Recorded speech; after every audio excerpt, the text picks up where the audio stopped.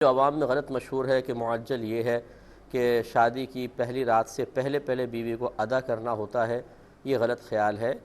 معجل کا مطلب صرف اتنا ہے کہ عورت جب چاہے اس کا مطالبہ کر سکتی ہے، اور اگر شوہر وہ مہر اس کو ادا نہ کرے تو وہ قریب آنے سے روک سکتی ہے، اور اگر وہ سفر پہ لے جانا چاہے تو منع کر سکتی ہے۔ یہ شریعت نے اس کو اختیار دیا اور وہ بالکل گناہگار نہیں ہوگی۔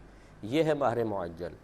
اس میں اس کا کوئی تعلق نہیں ہے کہ فرسٹ نائٹ سے پہلے پہلے دینا ہوگا، نہیں دیں گے تو شاید تعلق قائم کرنا گناہ ہو جائے گا یا پیدا ہونے والے بچے پہ کوئی فرق پڑے گا، ایسا نہیں ہے۔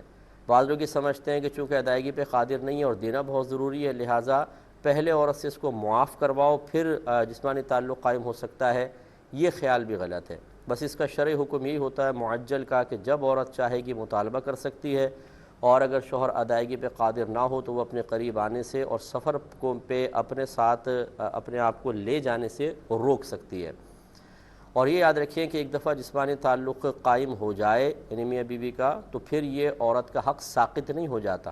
چاہے 10 دفعہ تعلق قائم ہو گیا، ابھی شوہر نے مہر نہیں دیا ہے، 11ویں دفعہ وہ شوہر کو روک سکتی ہے اپنے قریب آنے سے، گویا کہ یہ اختیار عورت کو اس وقت تک رہتا ہے جب تک کہ یہ مہر معجل ادا نہیں کیا جاتا۔ دوسرا جو مؤجل ہے، حمزہ کے ساتھ اجل کہتے ہیں مدت کو، یہ میعادی ہوتا ہے۔ یا تو اس میں کوئی مدت مقرر ہوتی ہے کہ 10 سال بعد دینا ہے، 20 سال بعد، 30 سال بعد، تو اگر کوئی مدت لکھی ہے تو عورت اس مدت سے قبل مطالبہ نہیں کر سکتی ہے۔ اور کوئی اگر مدت نہیں لکھی، جیسے ہمارے یہاں عرف میں ہے کہ کوئی مدت نہیں لکھتے ہیں، تو پھر پوری زندگی یاد رکھیں عورت اس کا مطالبہ نہیں کر سکے گی۔ یہ جب دونوں میں خدا نخواستہ جدائی ہو جائے، مثلا طلاق ہو جائے، تو بیوی مطالبہ کر سکتی ہے، یا فریقین میں سے کسی ایک کا انتقال ہو جائے تو پھر یہ مہر کی ادائیگی لازم ہوتی ہے۔ یعنی بیوی مر جائے تو شوہر سے کہا جائے گا کہ اس کا مہر یعنی مہر اس کے مال وراثت میں ملاؤ، پھر بیوی کی وراثت تقسیم ہوگی۔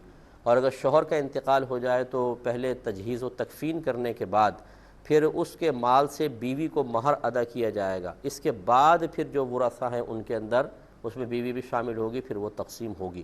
تو یہ دو مہر کے تصور تھے جو میں نے آپ کی خدمت میں ذکر کی۔